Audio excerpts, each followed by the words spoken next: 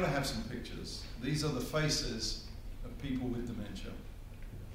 Most belong to the so-called silent generation, the parents of the baby boomers.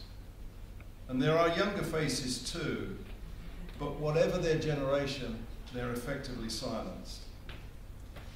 Now, we have a nice audience here tonight. How many of you have a colleague or friend or know someone who has dementia? Raise your hands. I figured we have an overwhelming number of people in the audience. And I will raise my hand too. My mother and my brother Les is in the audience. Our mother died last year, and she had dementia for 18 years. And she suffered from all the progressive losses of memory and autonomy over this long period. And I would say I'm here most importantly as the son of Dulcie Gillings, dementia patient. And it sounds like the same is true for many people here tonight. Now, individual stories often carry more impact than statistics, but at the same time, statistics are very powerful. And I'm sure all of you know these global statistics, but I think they do need to be stressed. It is a challenge that will potentially destroy society's ability to cope as we proceed through the next generation. We have currently around about 44 million people globally that have dementia. And I think it's fair to say that, I'm trying to move it down to the next one, by 2050, which admittedly is a long way away, but we will have 135 million people, so it is going to triple. And that is, I think, quite an extraordinary amount. I've also learned more since I've been here about the statistics in Australia. I believe that one person every 6 minutes is diagnosed in Australia with dementia. And that's about the same amount of time since I began speaking. There are more than 330,000 Australians with dementia.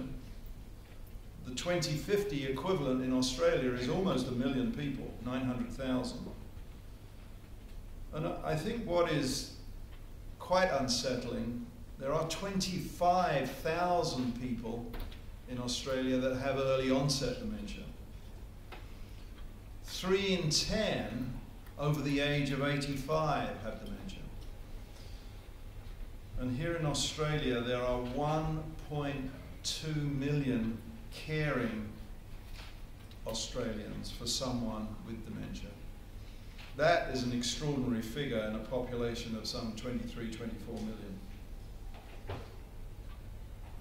It's not only, though, the numbers of people that are really going to affect things. It is the impact all that is going to have on the economy. Almost 700 billion Australian dollars are spent globally on dementia. And that's 1% of global gross domestic product. So we see that is going to, not only are we having a powerful impact on families and life and individuals, humanity, but also economically. I was recently in the United States talking to congressmen and senators, and it is interesting for that visit. Some estimates were done for me, and the costs in the United States for dementia over the next 40 years are expected to total 20 trillion. That's trillion with a T. It's a number with 12 zeros after it, over the next 40 years. And the reason this is quite extraordinary, it's a larger sum than the US national debt that's been built up, again, largely over the last 40 years. And if you spend any time in the United States, it's decried so much by politicians. So that brings home just how enormous this problem is. Now, during the next 30 years, dementia will also spread considerably to the developing world. In the immediate future, China will overtake in 2016 the number of persons with dementia, around about 6 million. But I think what is even more staggering, because dementia is felt to be a problem of the developed world, 2/3 of people with dementia by the middle of this century will come from low to middle income nations. And that again is staggering and explains why we have to form a global effort against dementia. Now, I've made an analogy, or not so much an analogy, but to put this somehow in perspective, because the 20th century saw enormous gains in life expectancy in the developed world, some 30 years. Average life expectancy went from about 50 years in 1900 to about 80 years at the end of the century. Well, perhaps I shouldn't say much, but some of that gain is going to be lost to the ravages of dementia. And I think that means the hard-won victories that many of you have been part of through public health, through vaccination, through pharmaceutical innovation, through economic advancement, can be lost to now a problem that increases in prevalence because we have won those victories and created an aging society. And the increase in dementia is almost entirely explained by the aging population. Now, there are 3 lessons that I'd like to illustrate, and I bring those in part from my own career, and more recently some of the things that's happening in the world, that I'd like to use as examples to help maybe guide some of our thinking on dementia. The first is Ebola, which is quite with us right at the moment. The second is AIDS, and the third is the war on cancer. So let's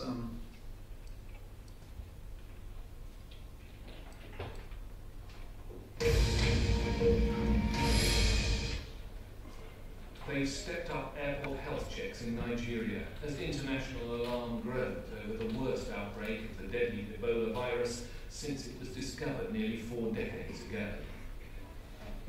With concern that this health crisis is spinning out of control, the World Health Organization is holding an emergency meeting. It could declare a global health emergency, imposing travel bans and border controls on affected countries. But some say more should have been done earlier. Now, this virus has been known for 40 years. The number 40 keeps cropping up. And the world did not heed the threat. We did not mobilize when we had the chance. There were few cases in poor countries. Ebola did not register as an investment priority for research, for resources, for training, for emergency plans to be ready in advance. Now, the enormous scale and virulence of Ebola was something we didn't predict, and we didn't act early enough. Now, with dementia, we know exactly what the incidence is going to be over the next 40 years, over the next year, over the next 10 years, over the next 20 years. We know what the social and economic impact will be. So it really is important to make intelligent investment now to mitigate what could become a future shock to our social and economic fabric. Now, the second example I'd like to talk about is HIV. The HIV/AIDS epidemic really changed the world in the 1980s. The marginalized gay community took to the streets in the United States, raging against society's lack of empathy and action. They demanded more research, that potential treatments be available now.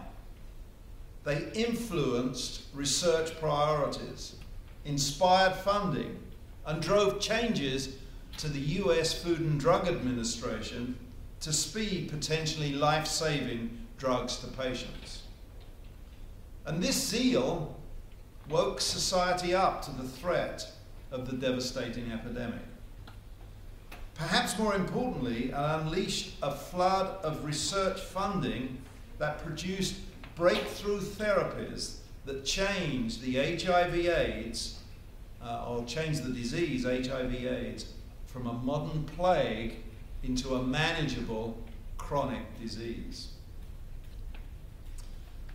Now the third example, let me turn to the war on cancer, because it provides a proxy for the challenges and the pathway to conquering dementia. A half-century of progress in oncology shows us that breakthroughs will come from insights at the molecular level and a better understanding of the basic science. And like cancer, dementia is many diseases, and combination treatments will probably be needed. Progress will be made in small, incremental steps, gathering momentum so that disease subgroups become amenable to treatment and cure over time. Now these three examples, and there are others, but they serve as useful lessons to inform, I believe, our approach to dementia. And this is where I and my colleagues on the World Dementia Council come in. As you've heard, we were appointed by the British Prime Minister David Cameron, with the support of the then G8, to identify barriers and propose clear solutions to tackle them. I'm also pleased to say that we will soon be welcoming a new member to the World Dementia Council, who is a patient living with dementia. This is an incredibly important step on our journey, as we want to fully reflect the daily experience in life with dementia. Now let me show you some sort of pictures. I mean, these cover David Cameron and the World Dementia Council, my meeting there with Margaret Chan, who's the Director General of the World Health Organization. As part of these meetings and through the World Dementia Council, which has leaders of industry in the pharma sector, the banking, the investment sector, leaders of philanthropy, medical and neuroscience experts, Alzheimer's disease associations, international agencies. And between us, we've discussed and thought about 5 priorities that I'd like to talk about this evening. And the first, I think, is what I mentioned right at the beginning. It's research. And it is going to be important to make effective treatments become available as soon as possible. Dementia is not just a life-changing condition, but a life-shattering one. So there really needs to be a smoother and faster process for drugs to move from early-stage research through to prescription. Now, there are initiatives here in Australia, and some of which I've learned about today, that are rather exciting. For example, a simple blood test for diagnosis that has so far, in research, demonstrated 91% accuracy. A simple eye scan, who may be able to identify Alzheimer's disease up to 20 years in advance. Now that would be really powerful for clinical research. I think it's interesting that the University of Melbourne Neuroscience Institute has developed the world's first music, mind and well-being initiative, and is looking at how exposure to music changes the brain. how different types of development assets are acquired from learning music, and the positive consequences for music learners' emotional development. Now, while this initiative isn't exclusively aimed at dementia patients, there are many findings which are applicable and inspire new ways of thinking. And I do think new ways of thinking is really important as we mount the challenge. Now, in the United States, the BRAIN Initiative, which is funded very handsomely, aims to map the entire workings of the brain. This is the most far-reaching basic research initiative underway today. And I'm sure many of you here, and I certainly have, great expectations for helping to deliver this 2025 goal that was politically set for the role I'm taking, which is disease modification by 2025. Also, there are other research collaborations that hold promise. For years, potential treatments have sat on the shelves of pharmaceutical companies after failed clinical trials. Thanks to an initiative from the Medical Research Council in the United Kingdom, this could be a thing of the past. The MRC has an agreement with 7 pharmaceutical companies, which allows them to start new studies on compounds sitting on shelves. Now, this whole research initiative comes under an umbrella that we've termed integrated development. And by the invitation from the UK Secretary of State for Health, Raj Long from the Bill and Melinda Gates Foundation is leading a global initiative on the development of innovative regulatory pathways for dementia. And we've been here speaking to the TGA here in Australia to also join that effort. In Geneva, on the 10th of November, 11 regulators from 10 authorities met to look at dementia for the first time through a single lens. And this is just the start of the dialogue, and throughout the coming months, patient and industry engagement is planned to continue. Now, integrated development is, I think, the pathway through additional research that will get us to the 2025 goal. Additional research, though, needs our second priority of finance, namely the fuel needed to fire the engine of research and drug development. Despite the looming crisis in care costs, globally, dementia only receives about 1/5 of the investment of cancer. Some estimates have it even lower. This poor investment has a simple explanation. For the biopharmaceutical industry, the risks are too high and the rewards in this disease area too low. A fund focused on accelerating preclinical products through phase 1 may generate the most leverage. And this, among other things, is what the World Dementia Council has recommended during its recent October meeting. Now, the scale of investment in neuroscience research is, I believe, the key to cracking the long-term problem of resolving neurodegeneration.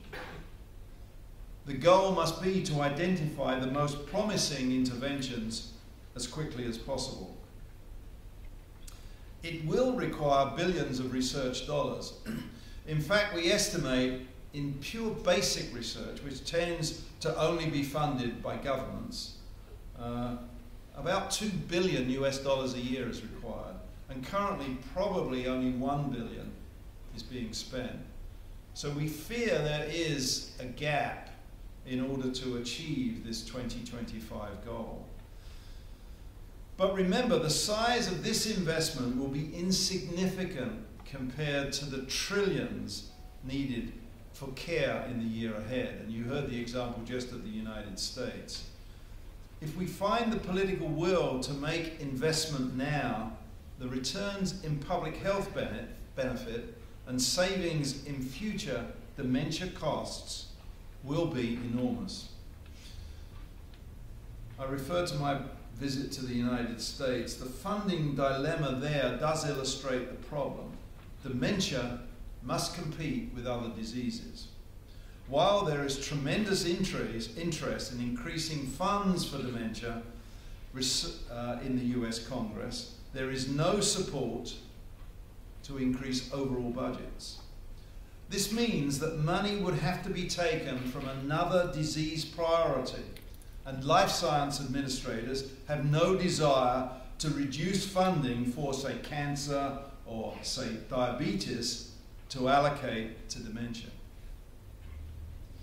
So intense competition among healthcare priorities makes it especially difficult for public policymakers to invest heavily in a dementia crisis that's 20 years in the future. However, the corporate sector does not have these constraints, and so herein may lie an opportunity. The pharmaceutical industry invests approximately $5 billion per year in R&D, and that's about half the global investment in R+D altogether. So the other $5 million comes from governments, philanthropy, other private investments. Now, pharma excels in investing in targeted areas of research that offer high returns. The industry now has more than 300 agents in development for dementia, from preclinical to phase 3. I believe additional incentives, such as tax incentives, research and development credits, accelerated regulatory pathways, might be leveraged to encourage further industry investment, the way pharma helped to expand research in rare diseases, or orphan drugs as they're often called, pediatric medicine, and other areas of unmet need. There's been dramatic improvements in the last 10 years, and that's entirely through incentives. However, if pharma is to increase R&D investment in dementia by a substantial margin, the industry must believe that products receiving regulatory approval will also be approved by payers. And I have entered those discussions also here in Australia, be they insurance companies or governments. And this is particularly important for our adaptive licensing and provisional approval programs that are currently being introduced by regulators. Earlier financial returns with more certainty of payer acceptance is the single biggest hurdle that I'm finding for generating increased pharma investment in dementia. And you may say, so what? These companies will get richer. But the so what is enormous, because we've got to do this to save what might otherwise be trillions of dollars of care in dementia that will naturally accrue unless we can modify disease. Now, two priorities then: integrated development, number one, and finance, number two. The third is almost a little sexy in the internet age. It's open science and big data. And I think we have a culture of that moving on, and it's structured around easy one-step access to all of the global dementia data available, be it brain scans, be it genetics, be it clinical trials, be it Twitter feeds, whatever. At the moment, not enough science is shared globally. Not enough is shared across industry, across academic settings, and not enough partnering takes place between industry and academia. For example, when a clinical trial fails, that information needs to be available to other researchers for them to see. And that, fortunately, is beginning to happen, but it will prevent mistakes from being repeated. Advanced real-time data platforms do make it possible to revolutionize clinical research methodologies and regulatory pathways for dementia. And the way that has been done in cancer deserves mention. A dramatic example then is the I-SPY2 breast cancer screening trial. I-SPY2 is a collaborative phase 2 research platform sponsored by FDA and also by Quintiles for use by multiple pharma companies and academic researchers. The trial uses adaptive designs to simultaneously evaluate drug candidates and quickly identify those with the best chance of extended disease, disease-free survival in cancer. Now, for dementia, such a platform, fortunately, is beginning to be underway in Europe. It could also begin to get underway here in Australia. So I think that platform holds the possibility of an enormous amount of opportunity. Now,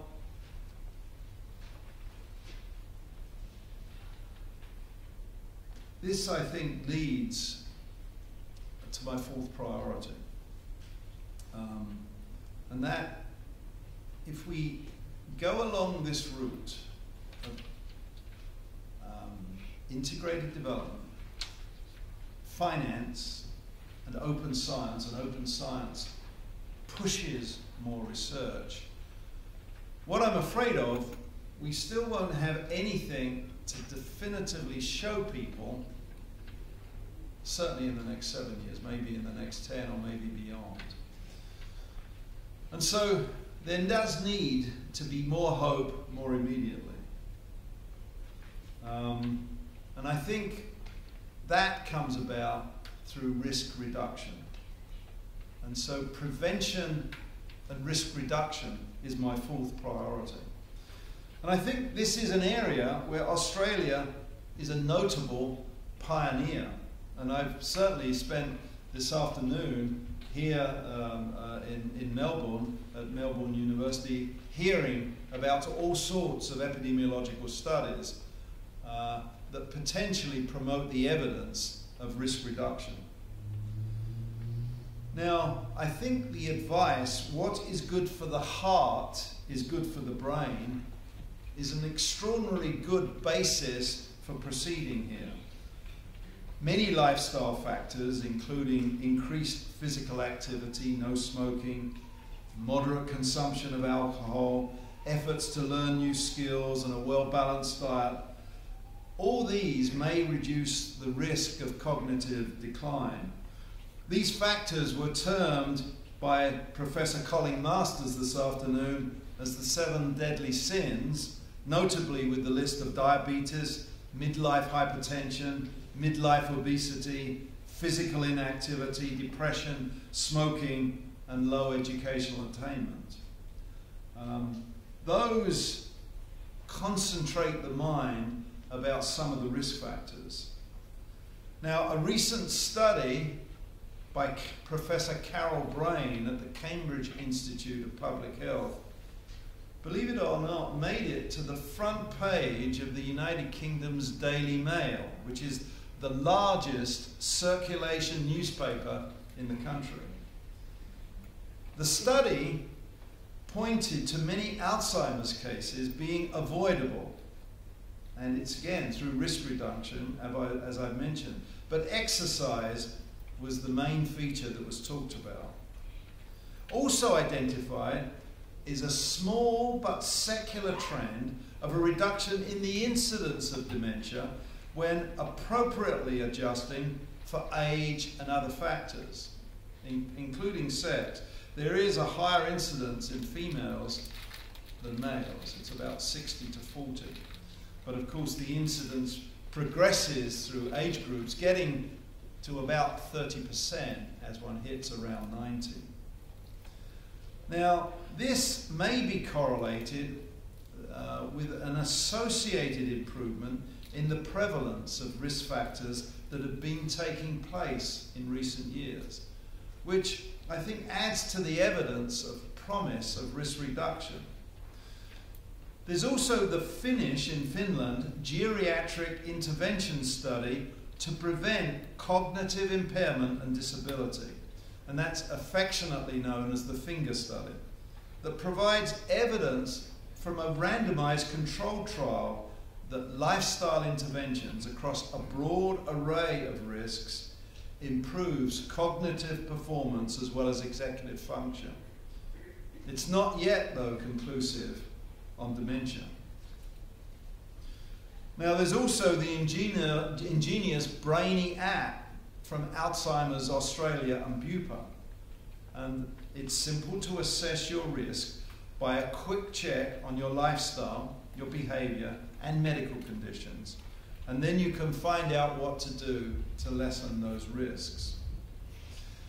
There are still those who question the evidence for some or all of these risk factors. And I can say that definitively from my own experience in this envoy role. It's the one area I get a lot of pushback on. So I find the argument, but there's no downside. What is the downside? Even if it was neutral, we're not doing anything negative. But it is at the same time important to recognize that ardent adherence to risk guidelines through adopting protective behaviors cannot be guaranteed to prevent dementia for each individual. However, a balanced review of literature does suggest that up to a third of Alzheimer's disease could be attributable to some aspects of well-defined risk factors. This certainly provides more short-term hope until more drugs become available. And I did this afternoon with experts, many of which are in the room, have a debate about this and pointed out that this is the one area hopefully we can make progress, perhaps through national messaging. Remember, there is the evidence from surveys that suggest people over 50 now regard dementia as the thing they fear the most. There's some surveys I've been shown that suggest that's also true for the over 30s. So in other words, now dementia has increased as a fear element over and above cancer, over and above heart attacks, over and above stroke. I think that's quite amazing because these same surveys done 3 to 5 years ago would not have come up with this conclusion. Now, my fifth priority is care, and particularly technology in care that helps make care more effective and also higher quality and more cost effective. As we look for cure tomorrow, we need to ensure that we do care for everyone today. And I do think bringing technology into more care situations is the only way that we will ultimately combat the increasing costs of dementia. Now, those with dementia, and particularly those who are elderly, can also be more isolated from the rest of the population. The fear of dementia, as I said, is greater than the fear of other things, but stigma and stereotypes are also recognized obstacles to both quality of care and quality of life. Now, to combat stigma, there are ways to engage the whole of society.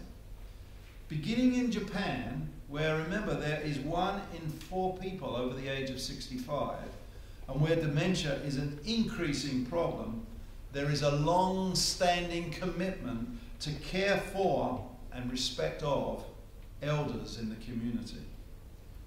Now, they began a program of training so that people of all ages understood what dementia was and how they could support those living with it. Over 5 million people in Japan have now completed this training as caravan friends, or affectionately caravan mates, for the country's dementia-affected population. Now, in 2012, the United Kingdom sort of took from the Japanese program and adopted the program and renamed it Dementia Friends. And I have my badge, and I'm a trained dementia friend, where people can watch a short video or take part in a face-to-face training session. And let me put some dementia friends. These are all dementia friends, and some in the middle at the bottom there, a newscaster in the United Kingdom on Sky News. And so this training session helps them understand their role in supporting those living with dementia. Canada has also adopted Dementia Friends. When we were in Canada in September, in a similar situation to here, there was great enthusiasm and a commitment to bring this program into the country. Now, as the number of dementia-friendly individuals increase, we can develop dementia-friendly communities with shops, businesses, and all parts of society supporting those with dementia. There are about 30 in the United Kingdom, and some are being trialled here, I note, in Australia, in Kiama and Port Macquarie. So I certainly wish that program well. Now, we can also revolutionise care using technologies that improve quality of life and reduce cost, as I mentioned. And robots are being developed to manage tasks from cooking and cleaning to bathing to meet growing needs for care, and also the shrinking pool of caregivers. It's certainly calculated in the United Kingdom, I'm not aware of any calculations for Australia, that immigration policy might have to change because there couldn't be enough carers unless we do something about the sheer numbers. And there aren't the ranks of the people to recruit the carers out of, and so that has an impact potentially on immigration. Now, maybe I say that a little tongue-in-cheek, but it does begin to tell you about the knock-on effects that a disease such as this can have. Now, the Georgia Institute of Technology has developed Cody, a robotic nurse designed to fetch objects and clean floors, but also gentle enough to bathe patients.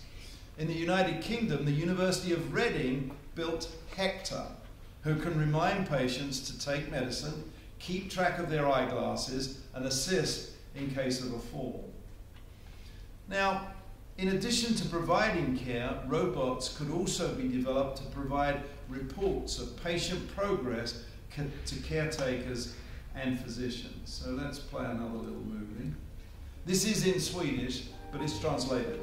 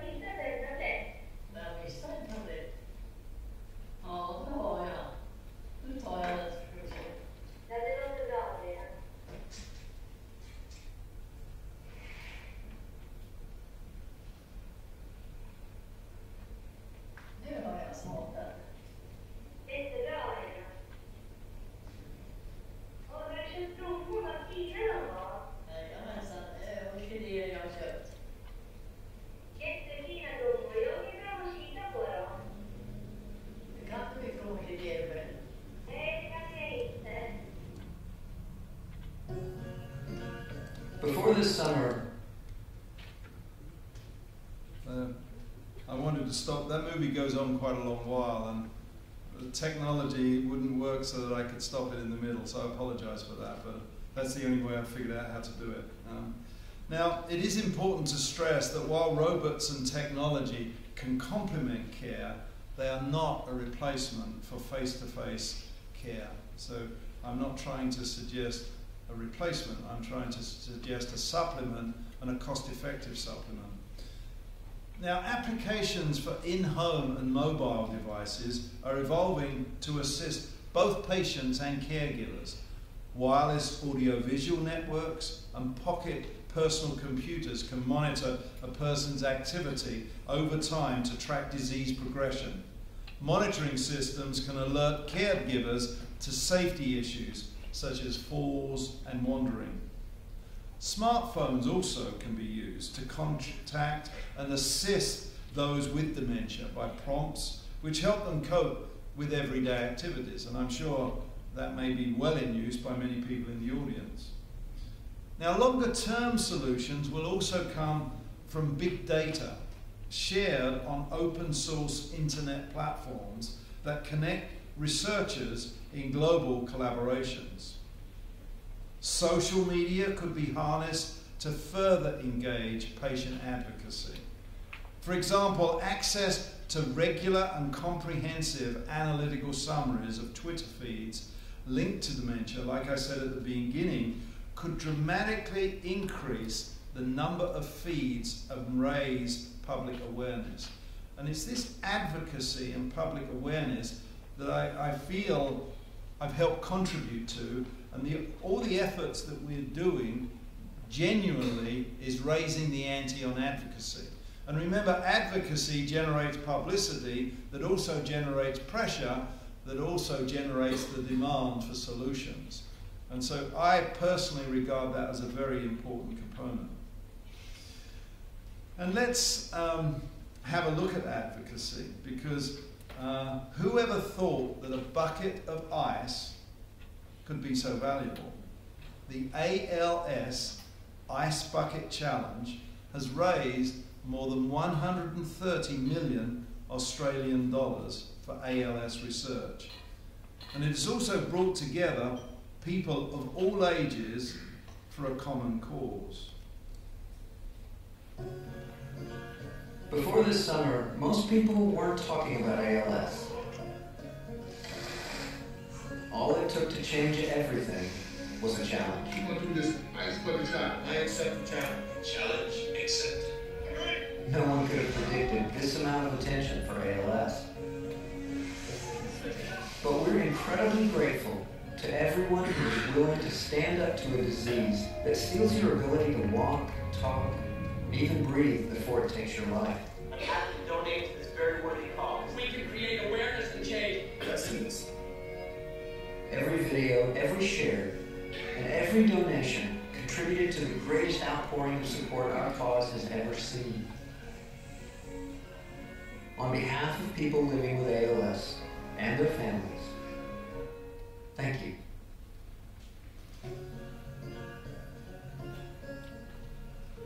Now it is with that energy and optimism in mind that we will take on the Dementia Challenge. The current momentum needs to continue, and there truly is, I believe, a momentum. I've even heard that you're reading more here in Australia about dementia in the everyday press. With long-term global action, I hope, with countries around the world, I'm hoping they will commit to and generate even more progress.